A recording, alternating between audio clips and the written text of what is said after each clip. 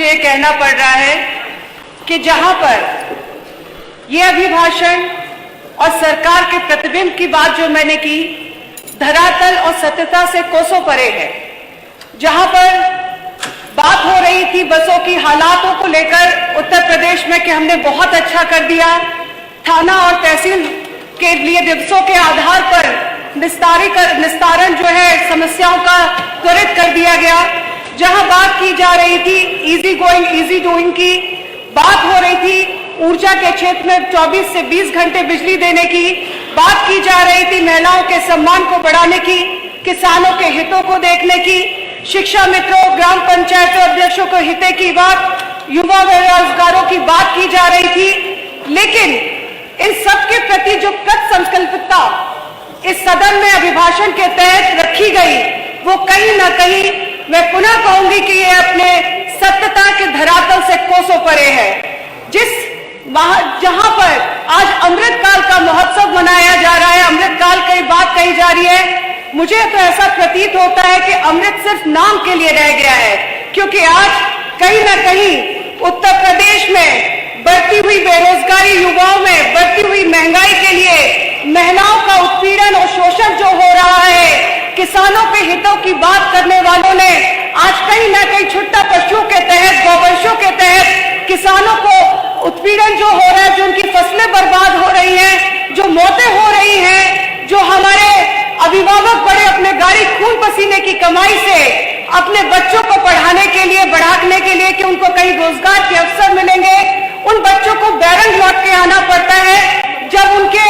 सामने आता है कि वहां पे ऐसे वापस उनके आज कहीं ना कहीं एग्जाम पोस्टपोन किए जाते हैं, तो मुझे तो ऐसा प्रतीत होता है कि जहां पर ऊर्जा में भी 24-20 घंटे की बात के बाद 10 और 12 घंटे भी ऊर्जा नहीं मिल पा रही है, उसकी आपूर्ति पूरी नहीं हो पा रही है। मैं विशेष तौर पर बात करूंगी अपने क्षेत्र विधानसभा सोनी में, जहां पर मैं पिछले जब सदन चलने से पहले जब यहाँ आई और क्षेत्र में भ्रमण कर रही थी, उस दौरान ऐसा देखा गया कि जो ऐसे Kaila Devi feeder, Khidni feeder, Tanda feeder, Echoda Kambo feeder, जहां पर हातिम सराय का फीडर, टांडा कोटी फीडर है, इन फीडरों पर 3-3 दिनों में वहां से लगे हुए सटे हुए गांव में कि 3 दिन के अंदर केवल 4 घंटे मात्र बिजली उन्हें मिल रही है। तो कहां है वो ऊर्जा की आपूर्ति की बात की सत्यता? मुझे कहने में कहीं गुरेज नहीं कि ये अमृत काल में उत्तर प्रदेश की जनता को इस बढ़ती हुई महंगाई, बेरोजगारी और छुट्टा पशुओं की मार, किसानों के साथ हो रही एमएसपी का न निर्धारण होना, गन्ना किसानों को उनका समय पर भुगतान न हो पाना, गन्ना की कीमतों के न बढ़ पाने से, सड़कों की मरम्मत न हो पाने से कहीं ना कहीं ये विषपान उत्तर प्रदेश की जनता को पीना पड़ रहा है। कल हमारे एक माननीय सदस्य कह रहे थे,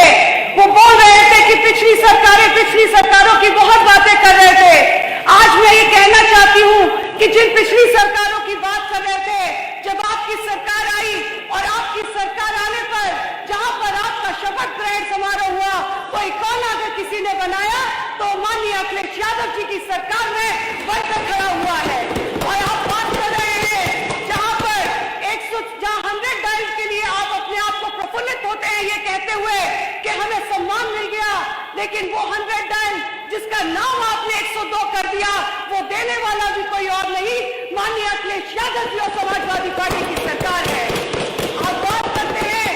जहां पर अस्पतालों की आपसे पूछा जाता है, तो इस उत्तर प्रदेश में आज मौजूदा सत्ता में बैठी सरकार ने कहीं कोई नया अस्पताल नहीं दिया, लेकिन इसी लखनऊ में एक कैंसर इंस्टीट्यूट बनाया जाता है, समाजवादी पार्टी की सरकार में बनाया जाता है, लेकिन अफसोस कि आप उस कैंसर इंस्टीट्यूट के लिए धन आवंटन भी नहीं ढंग से कर पाते, उसका रखरखाव नहीं कर पाते, क्योंकि मुझे लगता है विपक्ष का तो केवल काम ही हो गया है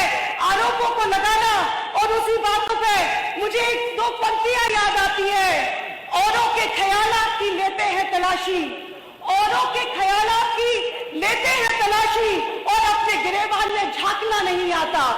ये आपको सोचना चाहिए, क्योंकि आज मैं जहां जिस क्षेत्र से आती हूँ वो पूर्णतः ग्रामीण क्षेत्र है, जहां कोई नगर पंचायत नहीं, कोई नगर पालिका नहीं, और ऐसे ग्रामीण क्षेत्र में मैं भी एक किसान परिवार से आती हूँ और किसानों के दुख दर्द को हमने भी देखा किसान किस तरीके से आवारा पशुओं के तहत वो एक टाइम पर अपनी फसल उसकी जब बर्बाद होती है, बेटियों की शादियों पढ़ने के सपने देखने वाले के सपने टूट जाते हैं। कहीं पर पशुओं के द्वारा जब उनकी मौतें हो जाती उन छुट्टा पशुओं से, तो कहीं ना कहीं उनका परिवार बेसहारा और बेघर हो जाता है। और कहीं ना कहीं आपको ये भी सोचना होगा कि इन किसानों के साथ उनका जब तक एमएसपी का, मेरे विधानसभा क्षेत्र में जहां बहुत ही पैदावार आलू की होती है, आज किसान को मजबूर होना पड़ा कि अगर निर्धारित हो जाता तो 350 रुपए में कट्टे को कर नहीं बेचना पड़ता। लेकिन आज आपका एमएसपी निर्धारित नहीं है, तो आज किसान भी अपने आप को ठगा सा महसूस कर रहा है। 172 बिजली की आपूर्ति की जहां मैंने बात कही, मेरे ही विधानसभा क्षेत्र में जर्जर तारों की लाइनें हैं, जिसके लिए तमाम बार पत्राचार किया गया। शहबाजपुर कला ओबरी जैसे गांवों में जहां पर इतनी तादाद में लोग हैं, तारों को बदलने की बात कही गई, लेकिन आज भी हमारे क्षेत्र में तार नहीं बदले गए। हमने पत्राचार के माध्यम से कई बार सरकार को अवगत कराया कि हमारे यहाँ असमोली 132 केवी का, चकरपुर में एक नए 250 केवी के बिजली घर की आवश्यकता है। 132 केवी का असमोली का बिजली घर, उसको उच्चीकृत किया जाए, खिडनी फीडर को उच्चीकृत किया जाए, टाटा फीडर को उच्चीकृत किया जाए। कमालपुर पर धन आवंटन पिछले 7 साल से नहीं किया गया है। तो ये सोचिए कि सरकार कहां चाहती है कि इस प्रदेश का विकास हो। अगर चाहते तो मैं आपसे कहना चाहती हूं कि बेरोजगारी की तरफ भी देखें, तो क्या कसूर है उन युवाओं का जिन युवाओं के सपनों को तोड़ने का काम किया जा रहा है। आपने रोजगार नहीं दिए, आज दर दर भटक रहे हैं, शिक्षा मित्रों को समायोजित नहीं किया, उनके परिवार के आंसुओं को नहीं देख पा रहे। और मुझे लगता है कि एक आंसू भी अगर आपने देख लिया होता, एक आंसू भी हुकूमत के लिए खतरा है, एक आंसू भी हुकूमत के लिए खतरा है। तुमने देखा नहीं आंखों का समंदर का होना। आप लोग इस तरह से अपने आप में संवेदनहीन हो गए हैं। मैं आपसे अपने जो है भाषण में मैं आखिरी में आपसे मांग करती हूँ कि मेरे क्षेत्र में जहाँ पे शिक्षा का अभाव है, जहाँ शिक्षित होना बहुत अति आवश्यक है, मेरे द्वारा असगरीपुर में एक पॉलिटेक्निक कॉलेज है, जिसके लिए बार बार मांग की जा रही है कि उसके लिए धन आवंटन करके शुरू किया जाए। शहबाजपुर कला का इंटर कॉलेज आज भी अधूरा पड़ा है। असमोली को तहसील बनाए जाने की मांग बार बार मेरे द्वारा उठाई जाती है, परंतु कहीं पर भी तहसील नहीं बनाई जा रही। जहां पर हमारे कैला देवी मुजाहिदपुर में बच्चियों को पढ़ने के लिए 15 और 20 किलोमीटर की दूरी तक कहीं कोई इंटर कॉलेज नहीं है, कहीं कोई डिग्री कॉलेज नहीं है। वहां पे मैं मांग करती हूँ कि मेरे क्षेत्र में बच्चियों के पढ़ने के लिए एक डिग्री कॉलेज की जो है देने का काम किया जाए। और साथ ही साथ सौंदन, क्योंकि जहां एक तरफ आप कहते हैं कि युवाओं की प्रतिभाओं को खेल जगत में बढ़ाएंगे, तो मेरे द्वारा आग्रह किया जाता है बार बार, परंतु जवाब ना का आता है। अगर आपकी मंशा सही है तो सौंदन में एक मिनी स्टेडियम दिया जाए, ताकि वहां के बच्चों की प्रतिभाओं को निखार कर उन्हें प्रदेश और देश के लिए आगे खेल जगत में बढ़ने का मौका मिले। मैं आपसे मांग करती हूँ कि हमारे यहाँ क्षेत्र में जो सड़कें हैं, जिन सड़कों को आपसे जोड़ने की बात तहसील से खबूपुरा की सड़क हो, लहरा कमंदर से लेकर नसीरपुर तक की सड़क हो, अतरासी से किरानी दिलगोरा को जोड़ते हुए बरखेड़ा सोलर तक की बात हो मरम्मत की, फरीदपुर खुशहाल से रजपुरा मार्ग तक की सड़क की बात हो। और साथ ही साथ मैं आपसे मांग करती हूँ कि आप हमारे विधानसभा क्षेत्र में जहां पर अस्पताल कैला देवी मुजाहिदपुर का है, उस अस्पताल में एक्सरे मशीन, खून की जांच और अन्य जांचों की मशीनों को भी उपलब्ध कराएं, ताकि हमारे क्षेत्र के लोगों को बाहर दूर संभल तक न जाना पड़े, बल्कि उनका इलाज वहीं पर हो सके। मैं आपसे आखिरी में यही कहना चाहूंगी कि एक तरफ जहां हमारे साथी हमारे जो साथ के हैं, उन्होंने उत्तर प्रदेश की तस्वीर के बदलने की बात कही थी, तो मैं कहना चाहती हूँ ये कैसी बदली हुई तस्वीर है उत्तर प्रदेश की, जहां पर धर्म और जातियों के तराजू में तोलकर उत्तर प्रदेश की जनता को तोलने का काम किया जाता है। ये कैसी आपकी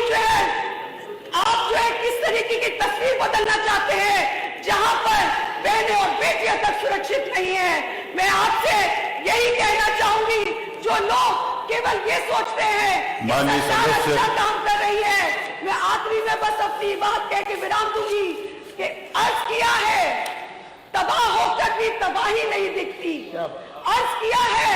तबाह होकर तबाही नहीं दिखती, ये अंधभक्ति है जनाब, इसकी कोई तबाही नहीं दिखती।